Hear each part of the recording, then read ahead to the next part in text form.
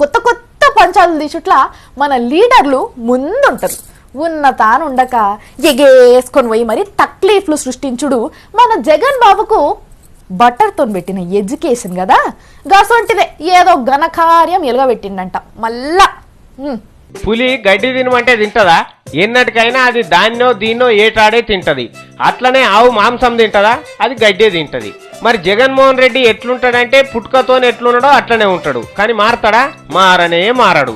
తిరుపతి వెంకన్న స్వామిని మొక్కేతందుకు పోయిండమ్మా. పొద్దుగాల ఏజీలు వారకు ముందుకే దొరగారు పంచగట్టుకొని బయలుదేరిండు. పోయేది పవిత్రమైన గుళ్ళెకు.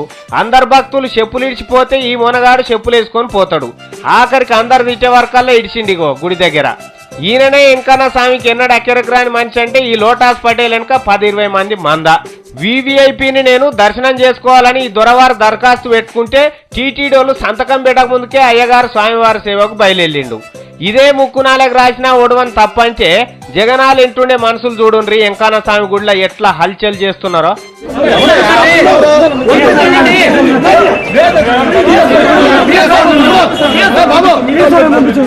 దర్శనం చేసుకునే తందుకు చిన్నపాటే లోపలికి పోతే వీళ్ళని కూడా తోలియాలన్నట.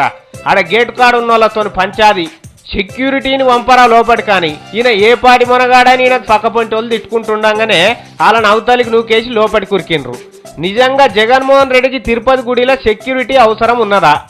ఈయన చేసిన పాపాలేమన్నా యాడ్ చేసుకొని మీద వాడు కొడతాడా? 7 కొండల వాడు. వెంకన్న స్వామి నుంచి జగన్కు ముప్పు ఉన్నదా? జగన్ నుంచి వెంకన్న స్వామికి ముప్పు ఉన్నదా అనేది మీరే చెప్పాలిగా. 7 కొండలను 3 కొండలు చేయ చూసిన గౌరవనీయులు రాజశేఖర్ రెడ్డి గారి భక్తి పాలన అప్పట్లో చూస్తేనే అర్థమైంది.